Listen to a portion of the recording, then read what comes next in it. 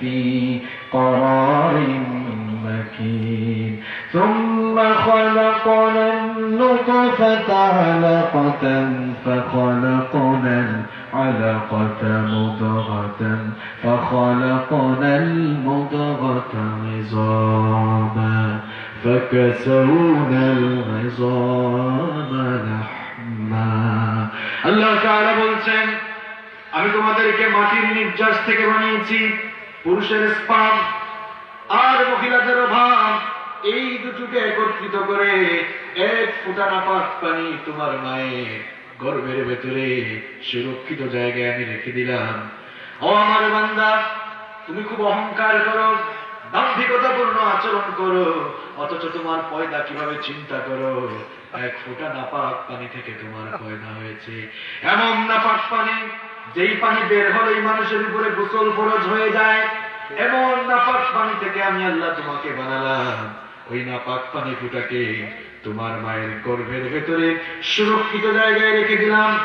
এরপরে আমি তোমাকে স্টেপ বাই স্টেপ পর্যায়ক্রমে তোমাকে কিভাবে সৃষ্টি করলাম শোনো। ওই নাপাক পানি ফুটাকে আমি জমাট বাঁধা রক্তে পরিণত করলাম। অতঃপর সেই জমাট বাঁধা রক্তকে গোশতপিণ্ড বানালাম। তারপরে সেই গোশতপিণ্ডকে বড় একটা হাড্ডিতে রূপান্তর করলাম। এরপরে সেই হাড্ডির উপরে গোশতের পোশাক পরিয়ে দিয়ে তোমার কোনো স্ট্রাকচার ছিল না।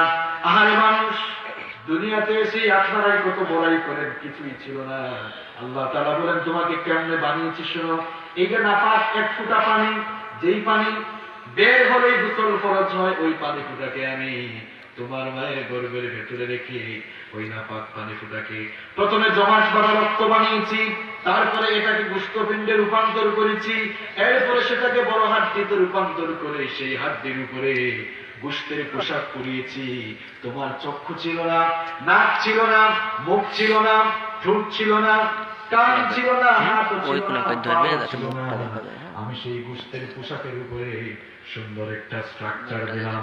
তোমার হাত দিলাম, পা দিলাম, সুন্দর একটা ফেস কাটিং দিলাম, সুন্দর একটা স্ট্রাকচার দিয়ে, সুন্দর একটা ফেস কাটিং দিয়ে আমি আল্লাহ তোমার রব তোমার মায়ের পেটের ভেতরে আমি তোমাকে বানালাম। এরপরে তোমার মায়ের গর্ভের ভেতরে ইলা আজালিন মুসাম্মা, একটি নির্দিষ্ট সময় পর্যন্ত তোমার মায়ের পেটের ভেতরে আমি তোমাকে রেখে দিলাম। সেই নির্দিষ্ট সময় যখন শেষ হয়ে গেল, 9 মাস কিংবা 10 মাস 10 দিন যখন ফুরিয়ে গেল, এই দুনিয়ার আলো বাতাস আমি আল্লাহ তোমাকে দেখালাম।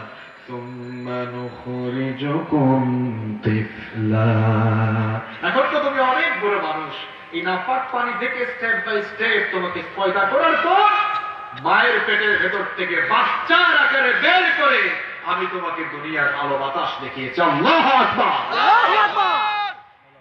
দুনিয়াতে তোমরা আসলে মায়ের দুধ খেয়ে খেয়ে ধীরে ধীরে তোমরা বড় হলে। বড় হওয়ার পর তোমরা কেউ টাকাওয়ালা হয়ে গেলে, কেউ তোমরা পয়সাওয়ালা হয়ে গেলে, কেউ তোমরা গরিব থেকে গেলে, আবার তোমাদের মধ্যে কেউ কেউ অঢেল ধন দৌলতের মালিক হয়ে গেলে, কেউ কেউ আবার ক্ষমতা পেয়ে গেলে। এই যে তোমরা বিভিন্ন স্ট্যাটাসে পড়ে গেলে, অনেকেই তোমরা দুনিয়ার লোভ লালসা, দুনিয়ার মায়া মমতা, দুনিয়ার মায়া মমতা, দুনিয়ার মোহ আর চাকচিক্যে অন্ধ হয়ে গিয়ে তোমরা তোমাদের ডেস্টিনেশন ভুলে যাও। আল্লাহ পাক এর পরের আয়াতে বললেন, ও আমার গোলাম, ডেস্টিনেশন ভুলে যাইস না। আমি তোকে বানিয়েছি, তোর কোনো অস্তিত্ব ছিল না, আমি তোকে পয়দা করেছি, আমি তোকে তোর মায়ের পেটের ভেতরে সুন্দর করে বানিয়ে দুনিয়ার আলো বাতাস আমি তোকে দেখিয়েছি। দুনিয়াতে এসে দুনিয়ার লোভ লালসায় পড়ে আল্লাহকে ভুলে যেও না। দুনিয়া এসে দুনিয়ার লোভ লালসায় পড়ে নিজের ডেস্টিনেশন ভুলে যেও না। ডেস্টিনেশনের কথা আল্লাহ স্মরণ করাচ্ছেন। এই দুনিয়াতে তোমরা মনে করছো থাকবা, কিন্তু কেউ থাকতে পারবা না। সুম্মা ইন্নাকুম বা'দা যালিকা লামাইয়িতুন, এরপরে তোমরা মরে যাবা।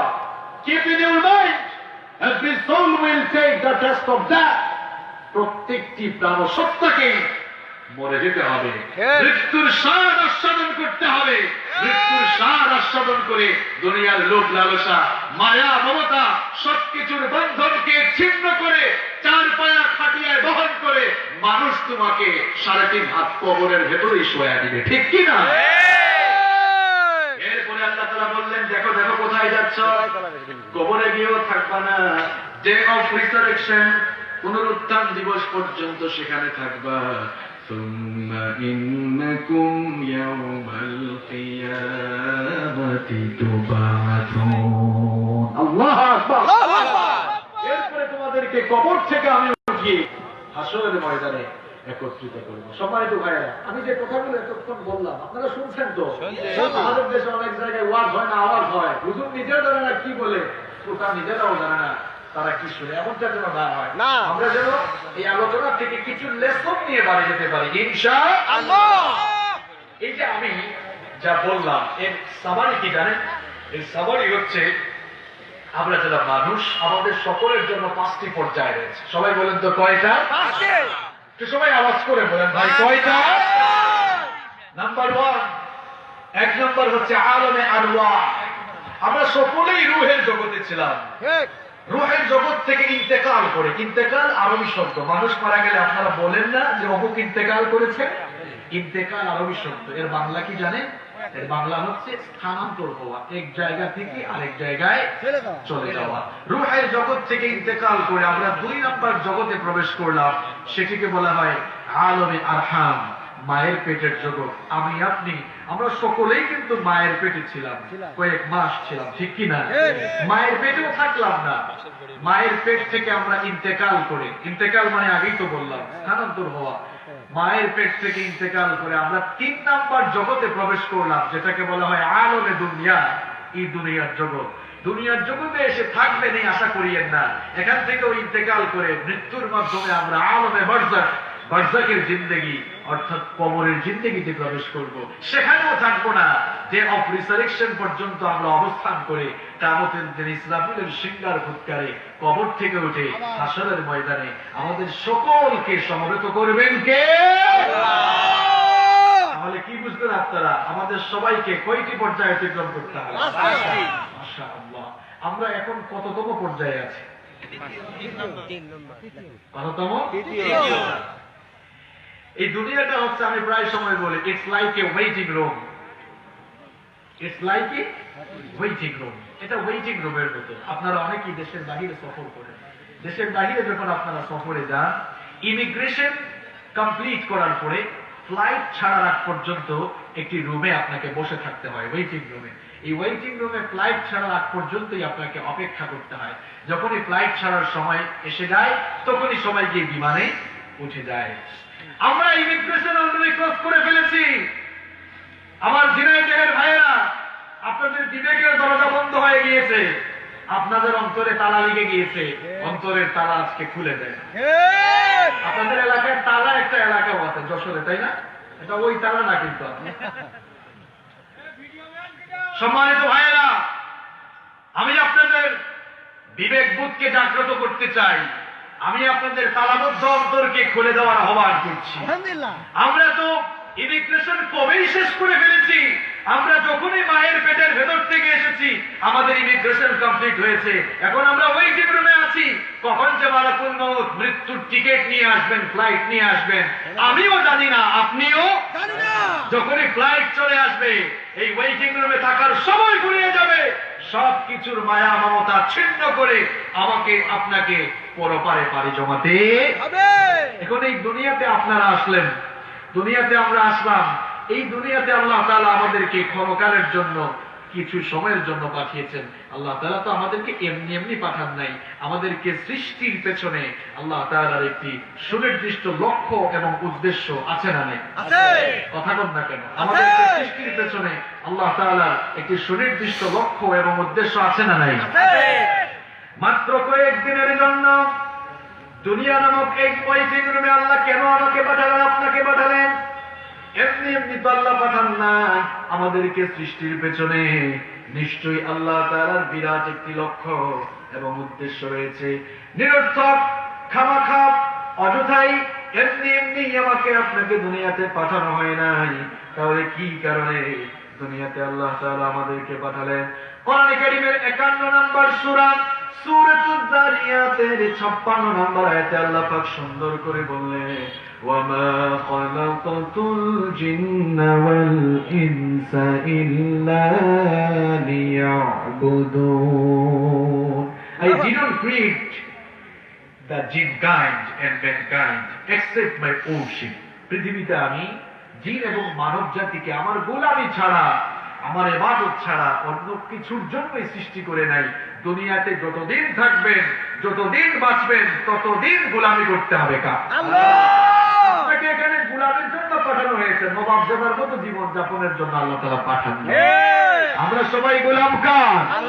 চিল্লায়ে বলেন গোলাম কার? ডাক্তার রবিন ভাই যারা বলে না, এরা চিন্তা করছে এত স্টেটাস আমার, এত পার্সোনালিটি আমার, এত টাকা পয়সা আমার আছে, এত সুশিক্ষায় শিক্ষিত মানুষ, ঘর বাড়িও আছে, নিজের পরিচয় গোলাম কেমনে দেয়? এটা তো ইজ্জতে লাগে। আরে ভাই, আমরা শুধু গোলাম নই, আমরা গোলামের ঘরের গোলাম, বান্দির ঘরের গোলাম, আপনার 14 গোষ্ঠী আল্লাহর গোলাম। আমরা গোলাম দা, গোলাম দা, আমাদেরকে গোলামের জন্য সৃষ্টি করা হয়েছে। আর আমরা যার গোলাম, চিল্লায়ে বলেন তিনি কে? আল্লাহ। আমাদেরকে গোলামের জন্য সৃষ্টি করা হয়েছে। এখন আমরা যে আল্লাহ তাআলার গোলাম, আমরা যে আল্লাহ তাআলার দাস, আল্লাহর বান্দা, এর তো নমুনা পাওয়া যেতে হবে, এর তো দৃষ্টান্ত দেখে যেতে হবে। আমরা যে আল্লাহ তাআলার গোলাম, আমরা যে আল্লাহর বান্দা, এর সবচাইতে চমৎকার, ফ্যান্টাস্টিক এবং বেস্ট এক্সাম্পল পাওয়া যায় যে ইবাদত এর মাধ্যমে। সেই ইবাদতের নাম হচ্ছে সালাত। জোরে কোন তো সেই ইবাদতের নাম কি? কারণ আমরা যখনই নামাজে দাঁড়াই, আমরা কিভাবে দাঁড়াই আপনি চিন্তা করেছেন? আমরা গোলামের মতো মাথাটাকে নত করে দিয়ে, আসামিরা যেমন পুলিশের সামনে সারেন্ডার করে নামাজে যখন আমরা দাঁড়াই, তখন আমরাও আসামির মতো সারেন্ডার করে কান পর্যন্ত হাত উঠায়া গোলামের মতো আল্লাহর সামনে দাঁড়িয়ে যাই। আল্লাহর গোলামের এত চমৎকার নমুনা, এটা নামাজ ছাড়া অন্য কোনো ইবাদতে পাওয়া যাবে না। আর এটা এত চমৎকার একটি ইবাদত, এই ইবাদতের মধ্যে কোনো ক্লাসিফিকেশন থাকে না, কোনো শ্রেণী বৈষম্য থাকে না। There is no class discrimination in salat. নামাজের ভেতরে কোনো শ্রেণী বৈষম্য আছে? নামাজে আসলে কোনো ভেদাভেদ থাকে না, উঁচু নিচুর পার্থক্য থাকে না। আপনারা বলেন তো, নামাজে আসার পরে চেয়ারম্যান সাহেব নামাজে দাঁড়ালেন, তার ঠিক পাশে যদি কোনো রিক্সাওয়ালা, কোনো কুলিওয়ালা, ঠেলাওয়ালা দাঁড়ায়, চেয়ারম্যান সাহেব কি কথা বলবেন? এই বেটা রিক্সাওয়ালা, একজন রিক্সাওয়ালা হয়ে আমার পাশে দাঁড়াইলি কেন? কথা বলতে পারবে? যদি বলেও ফেলে, রিক্সাওয়ালাও কিন্তু সাহস করে বলে ফেলবে, তখন চেয়ারম্যান সাহেব এটা আপনার পরিষদ না, আপনার চেয়ারম্যানগিরি পরিষদে গিয়ে দেখান। এখানে এসেছেন আপনিও আল্লাহর গোলাম, আমিও আল্লাহর গোলাম, এখানে সবাই আমরা সমান, ঠিক কিনা? এই জন্য মহাকবি, কবি সম্রাট আল্লামা ইকবাল, তিনি তার কবিতায় বড় চমৎকার করে বলেছেন, এক হি সাফ মে খড়ে হোগে মাহমুদ ও আয়াস, এক হি সাফ মে খড়ে হোগে মাহমুদ ও আয়াস, না কোই বান্দা রহা না কোই বান্দা নওয়াজ। নামাজে আসার পর সম্রাট মাহমুদ আর তার চাকর আয়াত যখন একই কাতারে পাশাপাশি কাছাকাছি দাঁড়িয়ে যায়, তখন সম্রাট মাহমুদ তিনি আর সম্রাট থাকেন না, তার চাকর আয়াত তখন আর চাকর থাকে না। সম্রাট আর চাকর দুজনেই তখন আল্লাহর গোলামে পরিণত হয়ে যায়। নামাজ এটি হচ্ছে মুমিনের সিম্বল। আপনি যে মুমিন, এর পরিচয় বহন করে সালাত। রাসূল করিম সাল্লাল্লাহু আলাইহি ওয়াসাল্লাম বলেছেন, বাইনাল আবদি ওয়াল কুফরি তারকুস সালাত। আল্লাহর বান্দা আর নাফরমান কাফেরের মধ্যে পার্থক্যই হলো নামাজ ছেড়ে দেওয়া। আল্লাহর বান্দা কোনোদিনও নামাজ ছাড়তে পারে না। সে তার ব্যবসা বাণিজ্য, বেচা কেনা, সমস্ত কাজকর্মের উপরে নামাজকে প্রায়োরিটি দিবে। সে নামাজকে বলবে না কাজ আছে, বরং উল্টো কাজকে বলবে আমার নামাজ আছে। কারণ তার অন্তরে কার ভয়? আল্লাহ। কথা বল না কেন? কার ভয়? যাদের হৃদয়ে আছে আল্লাহর ভয়, তারা কভু পথ ভুলে যায় না।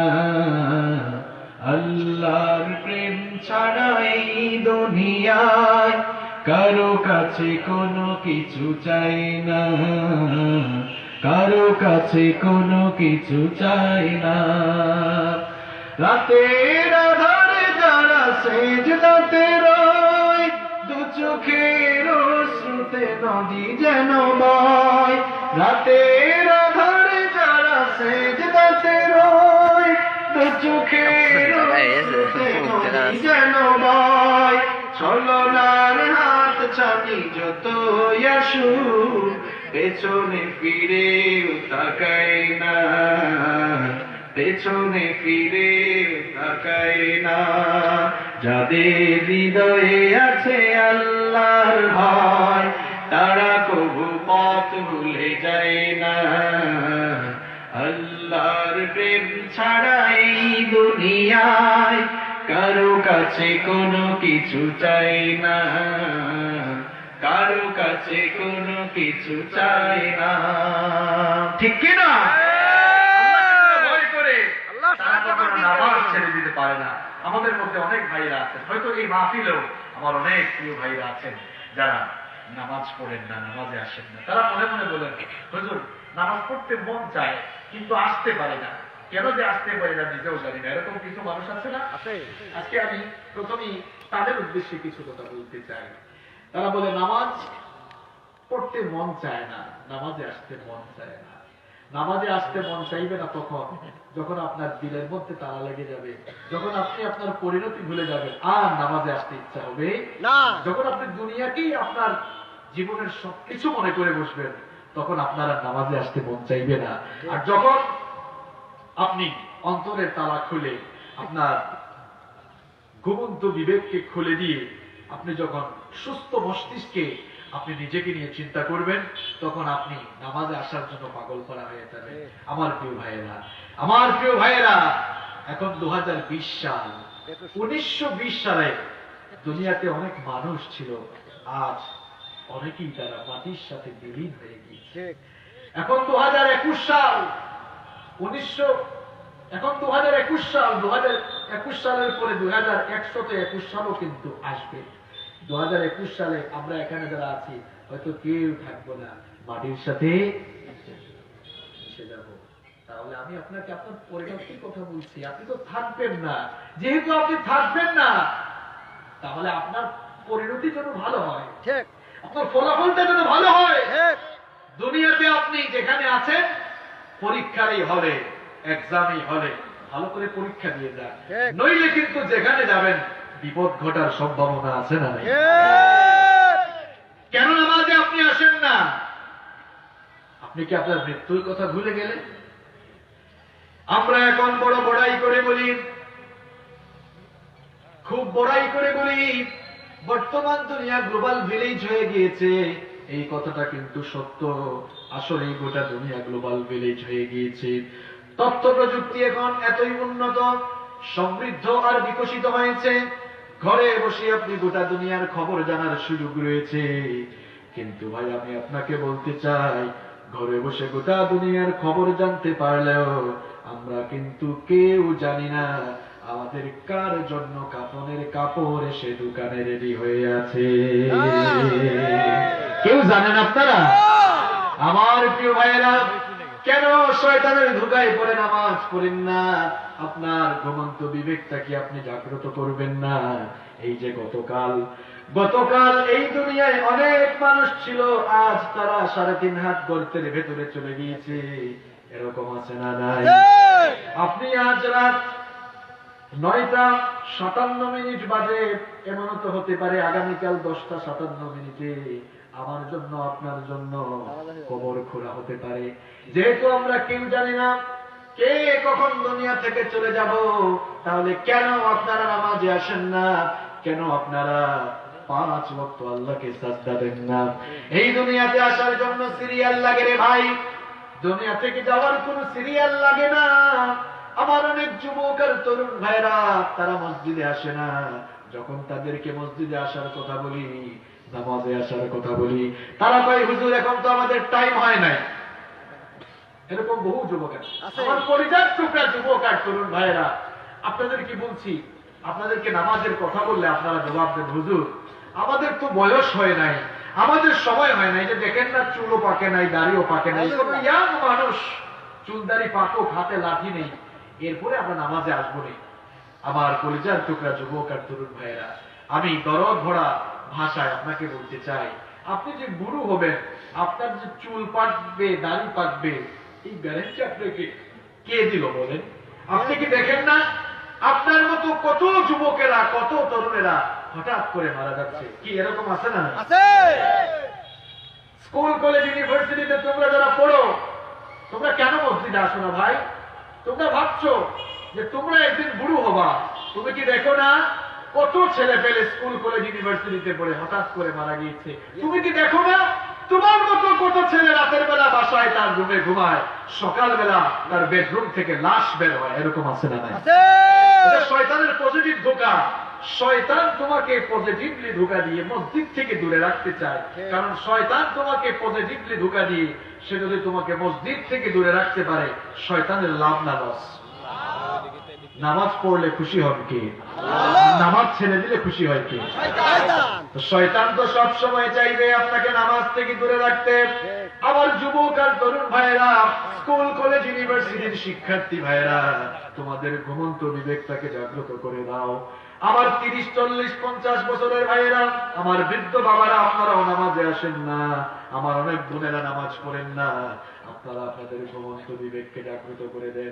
হয়তো ভাবছেন 50 বছর, 60 বছর বাঁচবেন, এইরকম চিন্তা করে আল্লাহ থেকে গাফেল হইয়েন না, নামাজ থেকে গাফেল হইয়েন না। এই যে কিছুক্ষণ আগেই বললাম, দুনিয়াতে আসার সিরিয়াল আছে, যাওয়ার কোন সিরিয়াল নাই। কার টিকিট কখন চলে আসে কেউ জানে না। দুনিয়াতে আসার জন্য সিরিয়াল আছে। প্রথমে আসেন দাদা, তারপরে বাবা, এরপরে দাদার ঘরে নাতি হয়। এইরকম দুনিয়াতে আসার সুন্দর সিরিয়াল আছে, কিন্তু দুনিয়া থেকে যাওয়ার কোন সিরিয়াল নাই। মাঝে মাঝে এমন করুণ দৃশ্য আমরা দেখতে পাই, নাতির লাশ দাদা কবরে নামায়। এরকম আছে না নাই? কথা কন না কেন? এরকম আছে না নাই? আপনি হয়তো দুনিয়ার রঙ্গ তামাশায় মেতে আপনি ভাবছেন যে এটা তো ফুর্তির বয়স। স্লোগানও দেয়, ইট ড্রিঙ্ক এন্ড বি মেরি, খাও দাও ফুর্তি করো, দুনিয়াটা মস্ত বড়। মনে রেখো, এটা কোনো ভালো মানুষের স্লোগান নয়, এটা শয়তানের স্লোগান। এই শয়তানের স্লোগান দিয়ে যদি শয়তানের পথে জীবন পরিচালিত করো ভাই, তাহলে জাহান্নাম ছাড়া আর উপায় থাকবে না। আমার কলিজার টুকরা ভাইয়েরা, আজান দিলে কি করে আপনারা ঘরে বসে থাকেন? কেন আপনারা নামাজে আসেন না? মরতে তো আপনাকে হবে, আমাকেও হবে, সবাই আমরা বলে যাব। এ ব্যাপারে কোনো সন্দেহ আছে নাকি? কোন কিয়ামতের দিন আল্লাহর সামনে আপনিও দাঁড়াবেন, আমিও দাঁড়াবো, এ ব্যাপারে কি চুল পরিমাণ সন্দেহ আছে নাকি? কিয়ামতের দিন আমি আপনি যখন আল্লাহর সামনে দাঁড়াবো, আল্লাহর কাছে আমরা সকল জিনিসের হিসাব দিতে বাধ্য থাকবো। আল্লাহ তাআলা যখন আমাদের কাছ থেকে কিয়ামতের দিন হিসাব শুরু করবেন, বিচার করা শুরু করে দিবেন, আমার ভাইরা কেন নামাজ ছাড়েন? এই নামাজের হিসাবটা তো আল্লাহ আপনার কাছ থেকে প্রথম চাইবেন। বুখারীর বর্ণনা, মুসলিমের বর্ণনা, বিশ্বনবী সাল্লাল্লাহু আলাইহি ওয়াসাল্লাম বলেছেন, ইন্না আউওয়ালা মা ইউহাসাবু বিহিল আবদু ইয়াওমাল কিয়ামাতি মিন আমালিহি সালাতি। কিয়ামতের দিন আল্লাহ তাআলা বান্দার কাছ থেকে সবার আগে নামাজের ব্যাপারে হিসাব চাইবেন। আল্লাহু আকবার! নামাজের হিসাব আপনার কাছ থেকে প্রথম চাওয়া হবে। এই হিসাব যদি ঠিকঠাক না থাকে, এই হিসাবের মধ্যে যদি গন্ডগোল থাকে, তাহলে কিন্তু ঝামেলা আছে। এই হিসাবের মধ্যে যদি সমস্যা থাকে, তাহলে আপনাকে মুসিবতে পড়তে হবে। আর কিয়ামতের কঠিন বিভীষিকাময় দিনে বেনামাজি লোকগুলোই সবচাইতে বেশি অপমানিত হবে, সবচাইতে বেশি ক্ষতিগ্রস্ত তারা হবে। কিয়ামতের দিন সকল মানুষকে যখন আল্লাহ তাআলা তার সামনে একত্রিত করবেন, হাসরের ময়দানে সমবেত সকল মানুষদেরকে আল্লাহ তাআলা লক্ষ্য করে বলবেন, সবাই আমাকে সাজদা দাও। দুনিয়ায় আযান হয়ে গেলেই নামাজে গিয়ে যারা 5 ওয়াক্ত আল্লাহকে সাজদা দিত, তারা সঙ্গে সঙ্গে আল্লাহর কুদরতি চরণে লুটিয়ে পড়বে। আর দুনিয়াতে যারা আযান হলে মসজিদ থেকে উল্টা দিকে দৌড় মারত, নামাজের সাথে সম্পর্ক রাখত না, সারা জীবন তার ব্যক্তি জীবন, ব্যবসায়িক জীবন, অর্থনৈতিক জীবন, রাজনৈতিক জীবন, রাজনীতি দোলাদুলি নিয়ে ব্যস্ত ছিল, নামাজের ধারে কাছে ছিল না, যেই মানুষগুলো নামাজ থেকে গাফেল হবে, এই মানুষগুলো সেদিন আল্লাহকে সাজদা দিতে পারবে না। তাদের পিঠ কিয়ামতের দিন কাঠের মতো শক্ত হয়ে যাবে। কোরআন কারীমের 68 নম্বর সূরা সূরাতুল কালামের 42 নম্বর আয়াতে আল্লাহ তাআলা বলছেন, ইয়াউমা ইউকশাফু আন সাকিন ওয়া ইউদআউনা ইলাস সুজুদি ফালা ইয়াসতাতিউন। সেদিন কঠিন সময় যখন এই লোকগুলোকে সাজদা দেওয়ার জন্য বলা হবে, তখন তারা সাজদা দিতে পারবে না। আর যখন তারা সাজদা দিতে পারবে না, তাদের অবস্থা কি হবে শোনো। কোরআনে কারীমে রব্বুল আলামিন বলছেন, খাশিআতান আবসারুহুম তারহাকুহুম যিল্লাহ ওয়া ক্বাদ কানু ইউদআউনা ইলাস সুজুদি ওয়া হুম সালিমুন। আল্লাহ তাআলা বলছেন এর কারণ হলো তারা যখন সাজদা দিতে পারবে না, তখন লজ্জা আর অপমানে তাদের দৃষ্টিনত হয়ে যাবে, তাদের চেহারায় কলঙ্কের কালিমা লেপন হয়ে যাবে।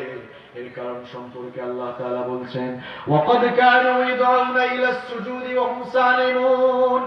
যখনই দুনিয়ায় তাদেরকে নামাজের জন্য মুয়াজ্জিন আহ্বান করত, তখন তারা মসজিদে গিয়ে আল্লাহ তাআলার কুদরতি দরবারে সাজদা দিত না। এই জন্য এই বেনামাজি পাপিষ্ঠ জাহান্নামী লোকগুলো কিয়ামতের দিন আল্লাহকে সাজদা দিতে পারবে না, পিঠটা কাঠের মতো শক্ত হয়ে যাবে। চাইলেও তারা পিঠটাকে একটু বাঁকা করে রুকু বা সাজদা দিতে পারবে না। এই মানুষগুলো এমন করে লজ্জিত হবে, অপমানিত হবে। কিয়ামতের দিন বেনামাজিগুলোকে জাহান্নামের ফেরেশতারা শিকল লাগিয়ে, জিঞ্জির পরিয়ে, ডান্ডা বেড়ি লাগিয়ে, ফেরেশতারা জাহান্নামের জিঞ্জির পরিয়ে চুলের মুঠি ধরে কুকুরের মতো টেনে গিয়েছিল। যখন এই বেনামাজিগুলোকে সাকার নামক জাহান্নামে নিয়ে যাবে। আমার ভাইরা, আল্লাহ তাআলা পাপিষ্ঠ জাহান্নামীদেরকে শাস্তি দেওয়ার জন্য জাহান্নামকে 7টি ক্লাসে ভাগ করেছেন। কিন্তু বেনামাজিগুলো আল্লাহর কাছে এত নিকৃষ্ট, বেনামাজিগুলো আল্লাহর কাছে এত খারাপ হিসাবে পরিগণিত। এই বেনামাজিগুলোকে জাহান্নামের মজা বুঝাবার জন্য আল্লাহ তাআলা আলাদা ক্লাসের জাহান্নাম বানিয়েছেন। সেই জাহান্নামের নাম হলো সাকার। কিয়ামতের দিন আল্লাহ তাআলা ফেরেশতাদেরকে অর্ডার করবেন, এই বেনামাজিগুলোকে ধর, এদেরকে জিঞ্জিরি লাগা, ডান্ডা বেড়ি পরা, শিকল পরা, জিঞ্জিরি লাগা, শিকল আর জিঞ্জিরি দিয়ে বেঁধে এই বেনামাজি পাপিষ্ঠ জাহান্নামী লোকগুলোর মাথার চুলের মুঠি ধরে কুকুরের মতো টেনে হিচড়ে যখন এই বেনামাজিগুলোকে জাহান্নামের সাকার নামক ভয়াবহ জায়গায় নিয়ে যাওয়া হবে, তখন এই লোকগুলোকে প্রশ্ন করা হবে।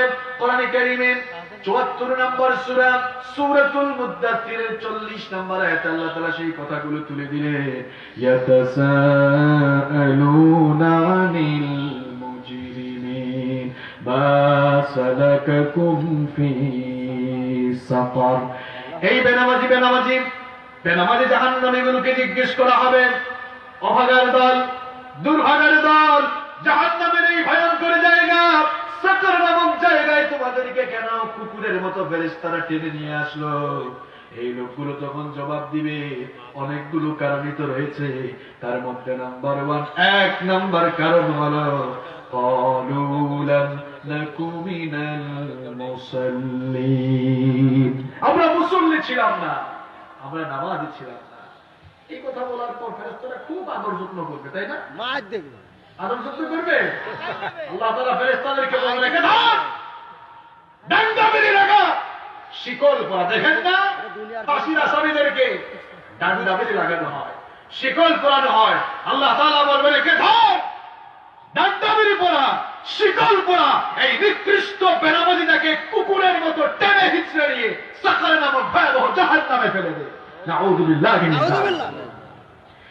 হে আমার যুবক আর তরুণ ভাইয়েরা, কেন তোমরা নামাজে আসো না? আমার বাবারা, কেন আপনারা নামাজে আসেন না? আমার মায়েরা, বোনেরা, কেন আপনারা নামাজ পড়েন না? এই জাহান্নামের আগুন তো আপনারা সইতে পারবেন না। জাহান্নামের আগুনটা বড় ভয়ঙ্কর।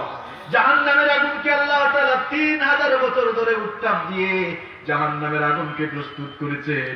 দুনিয়ায় যে আগুন আপনারা জ্বালান, দুনিয়ার এই আগুনটা হলো, বুখারীর বর্ণনায় বিশ্বনবী সাল্লাল্লাহু আলাইহি ওয়াসাল্লাম বলেছেন, দুনিয়ার আগুন হলো জাহান্নামের আগুনের তুলনায় 70 ভাগের 1 ভাগ।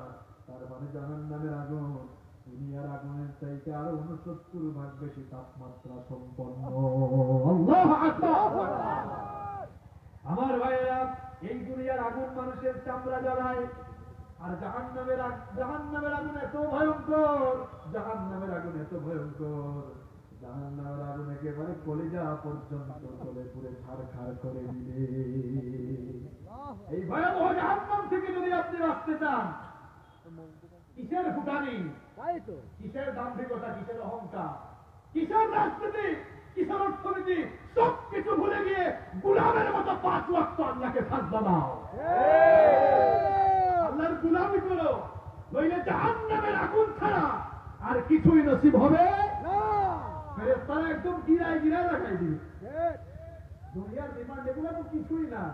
ফেরেশতাদের রিমান্ড এত সাংঘাতিক, একটা হাতের চোটে একেবারে জমিনের 70,000 গজ মাটির নিচে পর্যন্ত মানুষ চলে গেল। আল্লাহু আকবার। কিসের বাহাদুরি করো? সমস্ত ফুটানি, সমস্ত বাহাদুরি বন্ধ করে গোলামের মতো মাথা নত করে আল্লাহর জমিনে আল্লাহকে সাজদা দাও, ঠিক কিনা? গোলামের জন্যই আপনাকে সৃষ্টি করা হয়েছে। আমরা যেরকম মাথা নত করে সাজদা দিতে পারি, আল্লাহর কোন সৃষ্টি আমাদের মতো মাথা নত করতে পারে না। গরু ছাগলকে আমাদের মতো সাজদা দেওয়াতে পারবেন না, কুত্তাকে আমাদের মতো সাজদা দেওয়াতে পারবেন না, পারবেন নাকি? আমরা যেরকম আমাদের পা, হাত, নাক, কপাল একেবারে মাটির সাথে লাগিয়ে আল্লাহকে সাজদা দেই, এত সুন্দর করে সাজদা গরু ছাগল দিতে পারে, কুত্তা দিতে পারে? আমাদের বডি স্ট্রাকচারকে আল্লাহ তাআলা এরকম করেছেন কেন?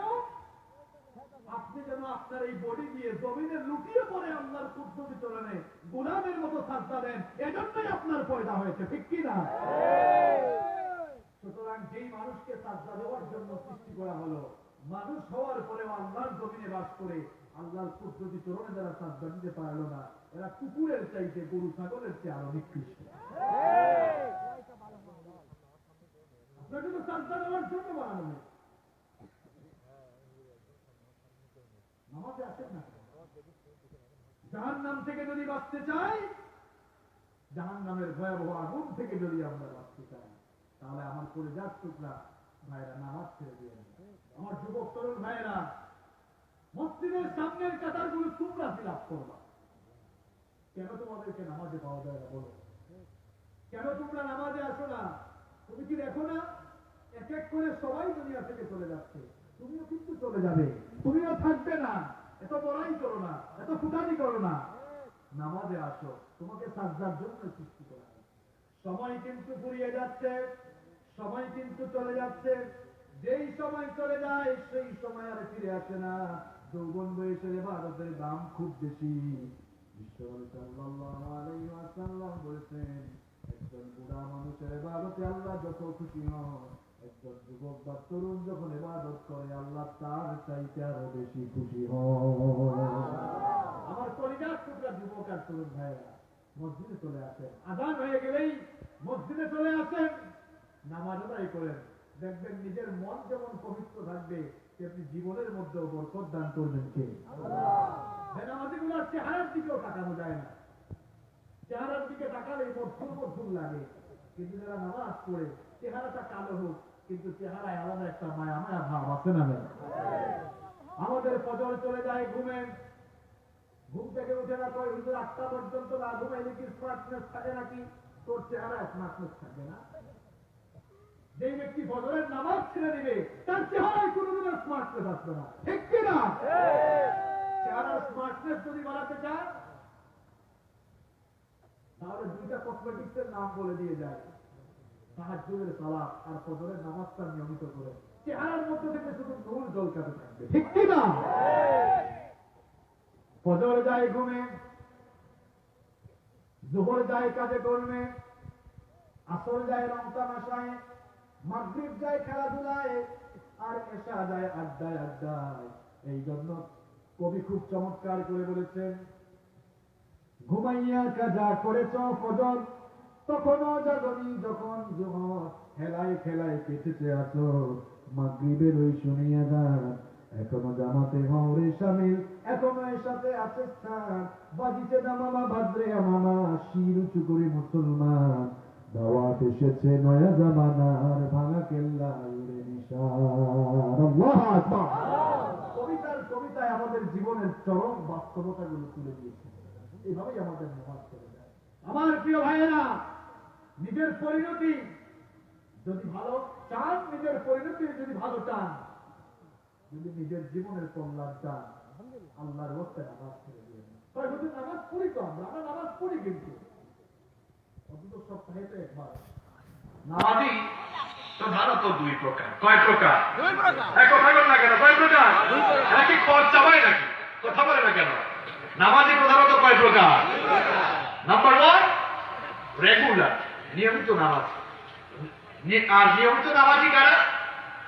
যারা সব সময় 5 ওয়াক্ত আযান হলেই মসজিদে ছুটে চলে যায়, এরা নিয়মিত নামাজি, কখনো নামাজ ছাড়ে না। আর 2 নাম্বার হলো অনিয়মিত নামাজি। এই অনিয়মিত নামাজি তারা 5 প্রকার।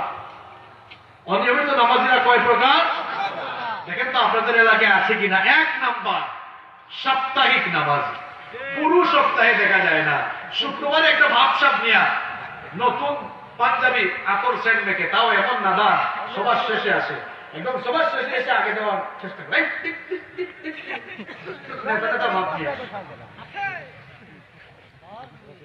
এইরকম যারা করবে, ইমাম সাহেব খতিব সাহেব যারা এসেছেন, শুনেন, বিশ্বনবীর আমল শিখে যান। রাসূল কারীম সাল্লাল্লাহু আলাইহি ওয়াসাল্লাম মসজিদে নববীর মিম্বরে খুতবা দিচ্ছেন, এক লোক শেষে এসে সবার ঘাট ডিঙিয়ে আগে যেতে যাচ্ছে। বিশ্বনবী খুতবা বন্ধ করে বললেন, এই স্টপ, থামো, যেখানেই জায়গা পেয়েছো এখানেই বসে যাও, ডিঙিয়ে সামনে আসতে পারবা না। এটাই ইসলাম। তুমি যত বলে নেতা হও, আগে বসতে হলে সবার আগেই আসতে হবে, ঠিক কি না? এটাই ইসলাম। ইসলাম সাম্য শিখিয়েছে, ভ্রাতৃত্ব শিখিয়েছে। ইসলাম ভেদাভেদহীন সোসাইটি, কমিউনিটি গঠনের শিক্ষা আমাদেরকে দিয়েছে, ঠিক কি না? তাই আমার একটা ভাবসাব নিয়ে আসে, শুধু জুমার দিনে জুমার নামাজে আসে, তাও ইমাম সাহেব আল্লাহু আকবার বলার আগে দিয়ে, তাও ঠিক আছে আর কি, কারণ যদি না আসি লোকেরা কি বলবে। এইরকম সাপ্তাহিক নামাজে কি ঝিনাইদহে আসে? সাপ্তাহিক নামাজি ভাই, আপনার পুরো সপ্তাহের নামাজ কোথায় গেল? এগুলোকে আল্লাহ তাআলা মাফ করে দিয়েছে। এরপরে 2 নাম্বার হলো মাসিক নামাজ। এরা সারা বছর নামাজ পড়ে না, কিন্তু রমজান মাস আসলে ভাই এমন মুসল্লি সাজে, তাদের কারণে 5 ওয়াক্তের মুসল্লিরা সামনের কাতারে যাওয়ার সুযোগই পায় না। এইরকম মাসিক মুসল্লি এই কালীগঞ্জে আছে। মাসিক মুসল্লি কিও সারা বছরের নামাজ কোথায়? এরপরে নাম্বার 3 নাম্বার হলো জানাজার নামাজ। শুধু জানাজার নামাজে যায়, তাও কায়দা করে যায়, উদ্দেশ্য হাসিলের জন্য যায়। জানাজার নামাজে লাশ সামনে রেখে যদি একটু বক্তব্যের সুযোগ পাওয়া যায়, এরকম কিছু নামাজি আছে না? আসলে জানাজা উদ্দেশ্য না, বক্তব্যটাই উদ্দেশ্য। 3 নাম্বার। নাম্বার 4 নাম্বার হচ্ছে ভিআইপি নামাজি। ভিআইপি এরা সিজনে আসে, যেমন লাইলাতুল কদর কিংবা শবে বরাত, এই ধরনের গুরুত্বপূর্ণ রাতগুলিতে তারা খুব সুন্দর নতুন জামা কাপড় গায়ে দিয়ে জামাই মতো মসজিদে আসে। আমাদের চট্টগ্রামে এরকম আছে, আপনাদের এলাকায়ও আছে। আর 5 নাম্বার এরা ভিআইপি না, এরা সিআইপি। এরা বার্ষিক নামাজ। আমার হোম ডিস্ট্রিক্ট তো সিলেটে, জানেন আপনারা?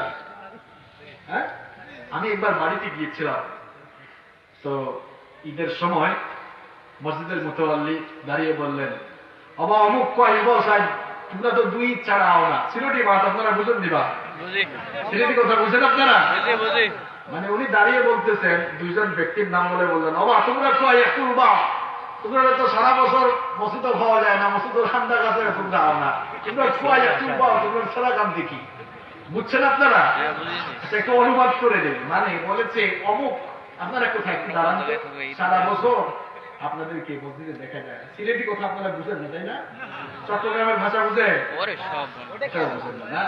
দুই অঞ্চলের দুই ভাষা। আপনাদের ভাষা অনেক সুন্দর, যে যশোরের মানুষ অনেক সুন্দর করে কথা বলে। আবার নোয়াখালীর ভাষা কিন্তু আরো সাংঘাতিক।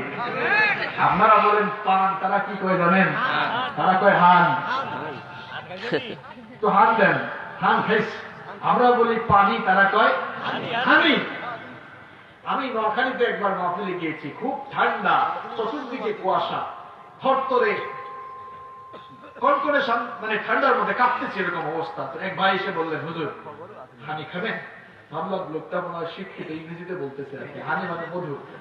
মনে মনে চিন্তা করলাম এই ঠান্ডার মধ্যে মধু খাইলে তো ভালোই না। বললাম ভাই তাড়াতাড়ি নিয়ে আসেন।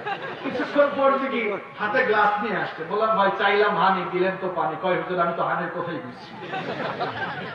এক এক অঞ্চলের এক এক ভাষা। আমাদের সিলেটের ভাষা খুব সাংঘাতিক। আপনাকে পাইলে বলবে কিতাব আবাই সাহ বালানি, ভালো আছেন নি, আয়ুবকা বোকা খাপকা আগতকা, সুন্দর ভাষা। তো যাই হোক, তো বললেন যে অমুক কোথায় একটু দাঁড়ান তো, সারা বছর আপনারা মসজিদে আসেন না। তা আমি ভাবলাম সত্যি নাকি, এরা কি দুই ছাড়া আসে না? তখন মুতওয়াল্লি বললেন না, দুই ছাড়া আসে না। তখন ভাবলাম আরে এই দেশে বার্ষিক মুসল্লিও, এরকম বার্ষিক মুসল্লি আপনাদের ঝিনাইদহে আছে? ভাইরা এবার আপনারা জবাব দেন। এই যে এই 5 শ্রেণীর অনিয়মিত নামাজি, আপনাদের কি মনে হয় এই লোকগুলা সফল, নাকি যারা দৈনিক 5 ওয়াক্ত নামাজ পড়ে তারা সফল? অবশ্যই যারা নিয়মিত নামাজি তারা সফল। এটা আমার কথা নয়, এটা আমার কথা নয়।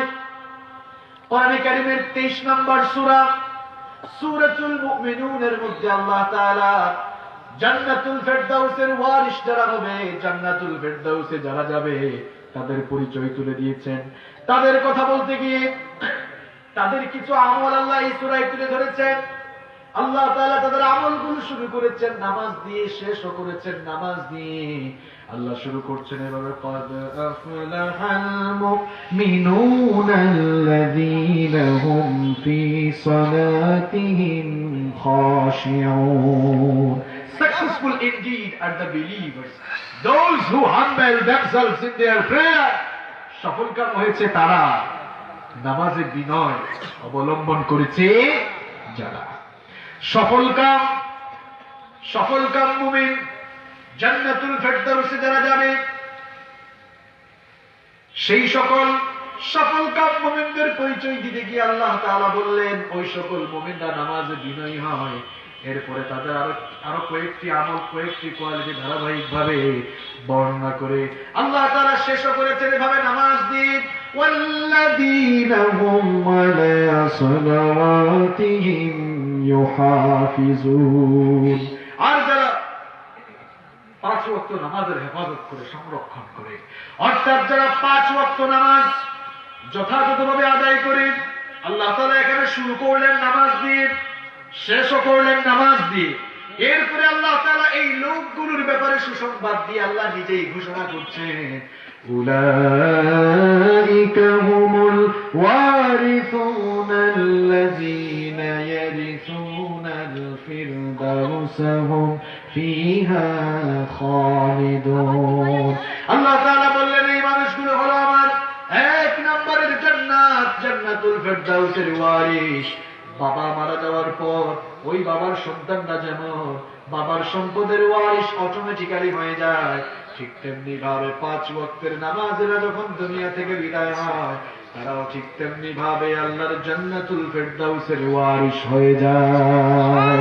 পড়লে নামাজ, রাখলে রোজা, আল্লাহ রাসূল পাবে সোজা, হালকা হবে পাপের বোঝা, করলে ইবাদত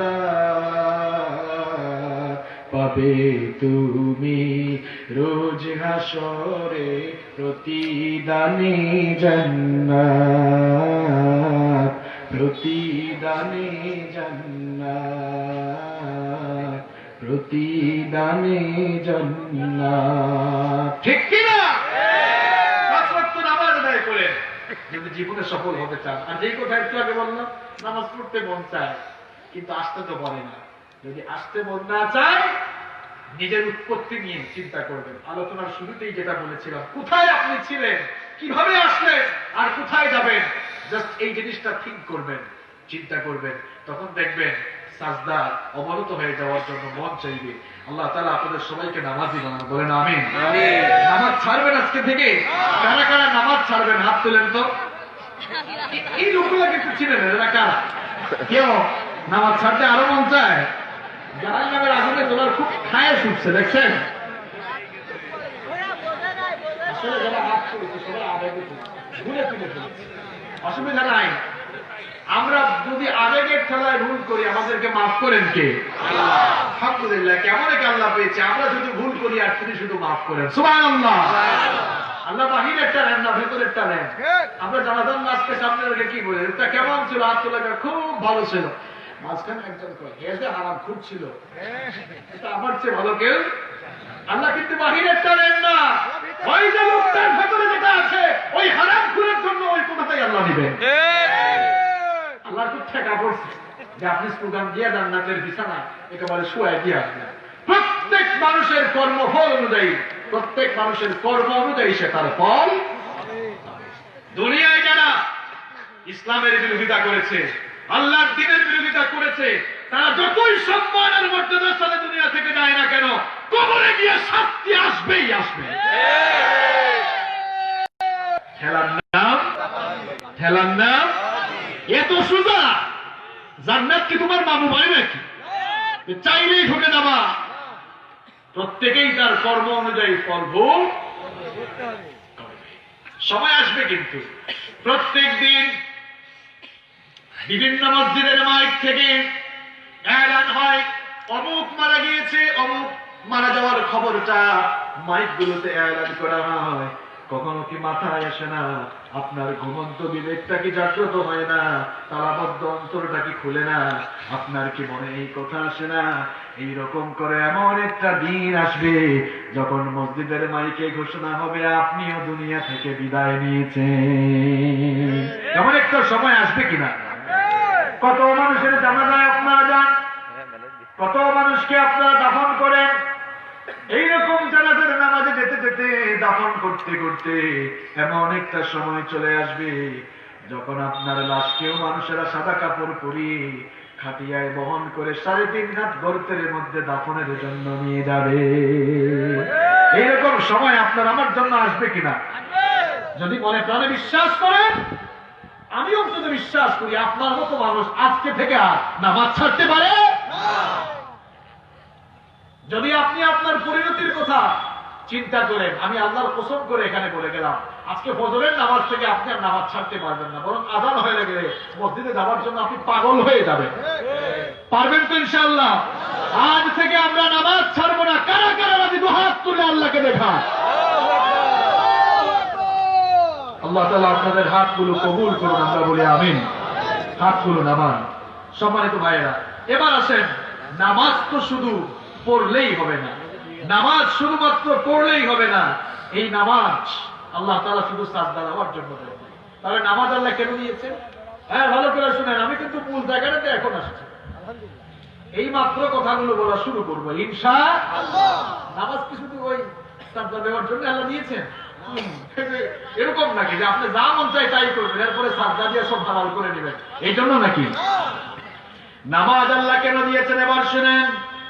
কোরআনে কারীমের 29 নম্বর সূরা, সূরাতুল আনকাবুতের 45 নম্বর আয়াতে আল্লাহ পাক সুন্দর করে বললেন, উতলু মা উহিয়া ইলাইকা মিনাল কিতাবি ওয়া আকিমিস সালাহ ইন্নাস সালাতা তানহা আনিল ফাহশাই ওয়াল মুনকারি ওয়ালাযিকরুল্লাহি আকবার।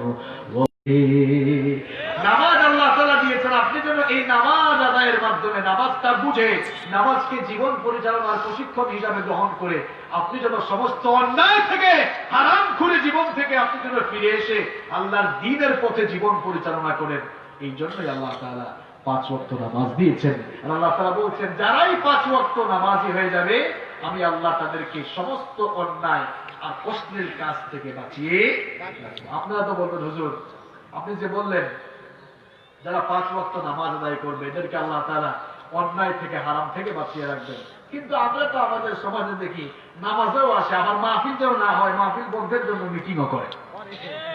এরকম আল্লাহর কুতুব মনে হয় এই জমিনে নাই। নামাজে আসে, নামাজেও আগের কাতারে, ঘুষ খাওয়ার বেলায় হয়েছে সামনের কাতারে, নামাজেও আগের কাতারে, সুদ খাওয়ার বেলায় আগের কাতারে, নামাজেও আগের কাতারে, দুর্নীতির বেলায় একেবারে সামনের কাতারে। তাহলে কই লোকটা তো নামাজও পড়ে আবার সুদ ঘুষ দুর্নীতিও করে, তাহলে অন্যায় থেকে হারাম থেকে সে বাঁচলো কিভাবে? আমার ভাইয়েরা, আমরা নামাজ আদায় করছি, যারা আমরা নামাজি, এবার আমি তাদের ব্যাপারে কথা বলছি। এতক্ষণ তো বেনামাজিদের ব্যাপারে কথা বললাম, এবার যারা নামাজি হয়েও আরাম থেকে বাঁচতে পারছেন না, অন্যায় থেকে বাঁচতে পারছেন না, এবার তাদের ব্যাপারে কথা বলবো আমি ইনশাআল্লাহ। আপনি নামাজ আদায় করেও মিথ্যা বলছেন, চুরি করছেন, ডাকাতি করছেন, এমন ডাকাত, শিক্ষিত ডাকাত, হ্যাঁ, মানুষের গাড়ি গাড়ি আটকায় ডাকাত, জুতা চুরি করতে যায়, এরা কি খুব শিক্ষিত মানুষ? কথা বল না কেন? জুতা চুরি করে, এরা অশিক্ষিত মানুষ। কিন্তু বড় বড় চেয়ারে বসে কলমের খোঁচায় যারা দুর্নীতি করে, এরা এমন বড় চোর, ওই যে এমন বড় চোর, এরা কুমিরের চাইতে আরো খারাপ। কুমির তো সামনে যা পায় তাই খায়। একবার এক কুমিরের পেট অপারেশন করে দেখা গেল তার পেটের ভেতরে ফুটবল আছে, ফার্নিচারও আছে, অনেক কিছু আছে। কুমিরের চাইতেও শিক্ষিত চোরগুলো এত মারাত্মক, এদেরকে যদি দুর্নীতি দমন কমিশন ভালো করে অপারেশন চালায়, তাহলে দুর্নীতি দমন অপারেশন করে দেখে এদের খাটের নিচেও তেল আছে। এমন চোর হয়েছে। অশিক্ষিত চোরের চাইতে শিক্ষিত চোরেরা বেশি মারাত্মক, ঠিক কি না? যে নামাজিকে নামাজ অন্যায় থেকে ফিরায় না, ওই লোকটার নামাজই নামাজ না, ওই লোকটার নামাজের কোন দাম আল্লাহর কাছে, ওই লোকটার নামাজই আদায় হচ্ছে না। আমাদের নামাজ কেন কাজে লাগছে না?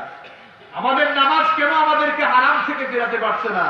আমি রিসার্চ করে দেখেছি, গবেষণা করে দেখেছি, এর কারণ হচ্ছে 4টা। জুড়ে কোন কয়টা? খুব কষ্ট হচ্ছে আপনাদের, তাই না? এই 4টা পয়েন্ট বলার পরে কিন্তু মাহফিল শেষ হবে, এর আগে শেষ হবে না ইনশাআল্লাহ। নামাজিকে নামাজ কেন অন্যায় থেকে ফেরায় না? এর কারণ কয়টা? কারণ কয়টা? গিরাই গিরাই লাগলে মন খারাপ করবেন না তো? আমি তো আপনাকে চিনি না। কথাগুলো কার? আল্লাহ এবং তার রাসূল মুহাম্মদ সাল্লাল্লাহু। আমাদের নামাজ কেন আজ ব্যর্থ হচ্ছে? আমাদের নামাজ কেন আমাদেরকে অন্যায় থেকে ফেরাচ্ছে না? কেন আমাদেরকে হারাম থেকে ফেরাচ্ছে না? এর কারণ 4টা। এর কারণ কয়টা? আসেন আমরা শুরু করি। নাম্বার 1, 1 নম্বর হচ্ছে আমাদের নামাজের মধ্যে ভুল থাকা। 1 নম্বর হচ্ছে আমাদের নামাজে কি থাকা? ভুল থাকা। আমাদের মধ্যে এমন বহু নামাজি পাওয়া যায়, তার নামাজটা ভুলে পড়া, এখনো পর্যন্ত পাটা সুদা করেও দাঁড়াতে পারে না, সঠিকভাবে বিশুদ্ধ করে তেলাওয়াত করতে জানে না, নামাজের মধ্যে সুন্দর করে রুকু করতে জানে না, সুন্দর করে সাজদা দিতে জানে না। এইরকম করে ভুলে ভরা নামাজ তার, যেই লোকটার নামাজ ভুল দিয়ে পরিপূর্ণ, আরে ওই মুসল্লিকে নামাজ কেমনে পাপ থেকে বেরাবে? কারণ সে তো নামাজের হকটাই ঠিক মতো আদায় করতে পারলো না। বিশ্বনবী সাল্লাল্লাহু আলাইহি ওয়াসাল্লাম মসজিদে বসে আছেন, এক লোক মসজিদে ঢুকেই নামাজ আদায় করলো। বিশ্বনবী লক্ষ্য করলেন, লোকটা নামাজ শেষ করে এসে বিশ্বনবীকে সালাম দিল। বিশ্বনবী সালামের জবাব দিয়ে বললেন, ইরজা ফাসাল্লি ফা ইন্নাকা লাম তুসাল্লি, চলে যাও, আবার নামাজ আদায় করো, তোমার নামাজ হয় নাই। লোকটা দ্বিতীয়বার নামাজ পড়ে বিশ্বনবীর কাছে আসলো। বিশ্বনবী সাল্লাল্লাহু আলাইহি ওয়াসাল্লাম আবারো বললেন, ইরজা ফাসাল্লি ফা ইন্নাকা লাম তুসাল্লি, ফিরে যাও, নামাজ আদায় করো, তোমার নামাজ এখনো হয় নাই। লোকটা তৃতীয়বার আবার নামাজ আদায় করে বিশ্বনবীর কাছে যখন আসলো, বিশ্বনবী সাল্লাল্লাহু আলাইহি ওয়াসাল্লাম বললেন, ইরজা ফাসাল্লি ফা ইন্নাকা লাম তুসাল্লি, আবারো ফিরে যাও, ঠিক মতো নামাজের হক আদায় করে নামাজ পড়ে আসো। 3বার যখন লোকটা নামাজ আদায় করার পরেও বিশ্বনবী এই কথা বললেন, লোকটা তখন বলল, গো আল্লাহর নবী, এর চাইতে আর উত্তম পদ্ধতিতে আমি নামাজ পড়তে জানি না। মেহেরবানি করে নামাজ আপনি আমাকে শিখিয়ে দেন। এরপরে রাসূল করিম সাল্লাল্লাহু আলাইহি ওয়াসাল্লাম লোকটাকে সুন্দর করে নামাজ শিখিয়ে দিলেন। এই ঘটনা আপনাদেরকে এই জন্যই বললাম, নামাজ শুধু আদায় করলেই চলবে না, যেন তোমরা ভাবে হুটহাট করে কয়েকটা রুকু সাজদা দিয়ে হাজিরা দিলেই চলবে না। নামাজের হক আদায় করে নামাজ আদায় করতে হবে, নইলে সারা জীবন নামাজ পড়েই যাবেন, কিন্তু এই নামাজ কোনো কাজে লাগবে না। বিশ্বনবী সাল্লাল্লাহু আলাইহি ওয়াসাল্লামের প্রিয় সাহাবী আবু হুযায়ফা ইবনুল ইয়ামান রাদিয়াল্লাহু আনহু, তিনি একবার ইয়ামেন সফরের উদ্দেশ্যে বের হলেন। এক মসজিদে নামাজ আদায়ের জন্য ঢুকলেন, দেখলেন একটা লোক নামাজ আদায় করছে। লোকটার নামাজ দেখে তিনি দাঁড়িয়ে গেলেন, দেখলেন লোকটা নামাজের মধ্যে অনেক ভুল করছে। নামাজ শেষ করার পর লোকটাকে তিনি বললেন, প্রিয় ভাই, এই যে তুমি আজকে নামাজ আদায় করলে, এই রকম করে কতদিন ধরে তুমি নামাজ আদায় করো? লোকটা তখন বলল, আমি তো এই রকম করে 40 বছর ধরে নামাজ আদায় করছি। আবু হুযায়ফা ইবনুল ইয়ামান রাদিয়াল্লাহু আনহু বললেন, তুমি কি আমাকে চিনো নাকি? লোকটা বলল, না, আমি তো কোনোদিন এই এলাকায় আপনাকে দেখি নাই, আপনাকে চিনি না।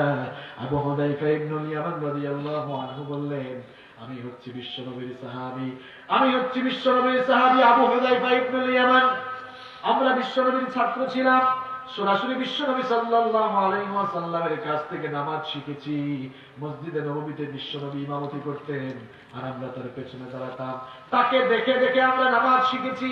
তুমি আজ যেভাবে নামাজ আদায় করলে, এইরকম যদি 40 বছর ধরে নামাজ আদায় করে থাকো, আমি তোমাকে আল্লাহর কসম করে বলছি, তুমি যেভাবে নামাজ আদায় করলে, এরকম করে রাসূল আমাদেরকে নামাজ শিখান নাই। তোমার নামাজটা নামাজই না, এটা কেমন নামাজ তুমি পড়ছো? তখন আবু হুযায়ফা রাদিয়াল্লাহু আনহু লোকটাকে নামাজ সুন্দর করে শিখিয়ে দিলেন। আমার ভাইরা, বিশ্বনবী সাল্লাল্লাহু আলাইহি ওয়াসাল্লাম সাহাবীদেরকে একবার বললেন, ইন্নার রাজুলা লা ইউসাল্লি 60 সানাতান ওয়া মা তুকবালু লাহু সালাহ। বিশ্বনবী সাল্লাল্লাহু আলাইহি ওয়াসাল্লাম বললেন, আমার সাহাবীরা শোনো, আমার সাহাবীরা শোনো, ইতিপূর্বে বনি ইসরাইলের মধ্যে এক লোক 60 বছর নামাজ করে আদায় করেছিল। জুড়ে কোন কত বছর? 60 বছর। এই ভালো করে বুঝেন, কান লাগান। 60 বছর নামাজ আদায় করেছিল, কিন্তু আল্লাহ তাআলা তার কোনো নামাজই কবুল করেন নাই। সাহাবায়ে কেরাম অবাক হয়ে বললেন, হাউ ইজ ইট পসিবল? কিভাবে এটা সম্ভব? একটা মানুষ 60 বছর ধরে নামাজ আদায় করলো, কিন্তু আল্লাহ তার কোনো নামাজ কবুল করলেন না। ওগো আল্লাহর হাবিব, কারণটা কি? বিশ্বনবী সাল্লাল্লাহু আলাইহি ওয়াসাল্লাম তখন বললেন, এই লোকটা নামাজের হক আদায় করত না, ঠিকমতো রুকু দিত না, ঠিকমতো সাজদা দিত না, যেভাবে নামাজ আদায় করা দরকার সেভাবে নামাজ আদায় করত না। এই জন্য তার 60 বছরের কোন নামাজ আল্লাহর কাছে কবুল হয় না। নামাজি, আপনি নামাজ আদায় করার পরে অন্যায় আর হারাম খুরির সাথে আপনার সম্পর্ক কেন জানেন? আপনার নামাজটাই এখন আপনি ঠিক করতে পারেন না। আপনার নামাজটা ঠিক করে, নামাজে খুশু নাই, আমাদের খুশু নাই, খুশুয়ের পরিপন্থী নামাজ। নামাজে ঢোকার পরে মসজিদের ভেতরে যতগুলো লাইট আর ফ্যান আছে সব দূরে ফেলে। ইমাম সাহেব তো তেলাওয়াত করছেন, তো তার তো কোনো কাজ নাই, সে কি করবে? ফ্যান গুনে লাইট গুনে বের হয়, বলে, দুস্থ দেখছো এই মসজিদে 103টা ফ্যান আছে। কয়, কিরে তুই এগুলো গুনলি কেমনে? কয়, ইমাম সাহেবের কাম তো ইমাম সাহেব করছে, আমার কাম তো আমি করছি। এটা কি নামাজ হইল? খুশুয়ের পরিপন্থী কাজ আমরা করছি। প্রিয় ভাইয়েরা, keep in your mind, fearless salat has no value. খুশুবিহীন সালাতের কোনো দাম, কোনো মূল্য আল্লাহর কাছে। সূরাতুল মুমিনুনের মধ্যে আল্লাহ তাআলা বলেছেন, قد أفلح المؤمنون الذين هم في صلاتهم خاشعون. আল্লাহ তাআলা বলেছেন, successful indeed are the believers, those who humble themselves in their prayer. সফল কাম তো তারা নামাজে বিনয়ী হয়েছে। আমাদের নামাজ ব্যর্থ হওয়ার 1 নম্বর কারণ হচ্ছে নামাজে ভুল থাকা। নামাজে কি থাকা? আর 2 নম্বর কারণ, নামাজি নামাজ আদায় করছে তাও অন্যায় থেকে ফিরে না, হারাম খুরির সাথে সম্পর্ক। আসলে লোকটার নামাজের ভেতরে কোনো খুশু। খুশু শব্দটি হচ্ছে আরবি, এর বাংলা অর্থ হচ্ছে ভীত হওয়া, বিনয়ী হওয়া, ঝুঁকে পড়া, অবনত হয়ে যাওয়া, কারো ভীতি, প্রতাপ, আমার শ্রেষ্ঠত্বের ভয়ে কারো সামনে অবনমিত হয়ে যায়। নামাজে আমরা কার সামনে দাঁড়াই? কথা বল না কেন, কার সামনে দাঁড়াই? আল্লাহর সামনে যখন দাঁড়াবেন, আল্লাহ তাআলা বলছেন কুমু লিল্লাহি কানিতিন, বিনয়ী হয়ে দাঁড়াতে হবে। কিন্তু মুসল্লির ভেতরে কোনো খুশু নাই, বিনয় নাই। নামাজে দাঁড়ায় কলা ঠিক করে, হাত ঠিক করে, আবার অনেকে তো দাড়িও ঠিক করে, আছে না নাই? এক লোক নামাজে দাঁড়িয়ে দাঁড়িয়ে এরকম খেলাধুলা করছে, নাড়াচাড়া করছে। রাসূল কারীম সাল্লাল্লাহু আলাইহি ওয়াসাল্লাম এই দৃশ্য দেখে বললেন লাউ খাশাআ কালবাহু লা খাশিআত জাওয়ারিহুহু। এই লোকটার দিলের মধ্যে, অন্তরের মধ্যে যদি আল্লাহর ভয় থাকতো, তাহলে নামাজে দাঁড়িয়ে এরকম দাঁড়িয়ে নিয়ে খেলাধুলা করতে পারতো। মুসল্লি নামাজে দাঁড়িয়ে ঘড়ির কাঁটার দিকে তাকায়, দেখি তো হুজুর আজকে কয় মিনিট নামাজ পড়ায়। একটু লম্বা তেলাওয়াত হলে পেছন থেকে রেড সিগন্যাল মারে। এগুলো জেনাই তো নাই, এরকম কাশি দিয়ে ইমাম সাহেবকে সিগন্যাল মারে, হুজুর একটু শর্ট করে। কিংবা এটা বেশিরভাগ সময় দেখা যায় নামাজের শেষ বৈঠকে হয়, তাশাহুদ শেষ বৈঠকে দেখা যায় সে নিজে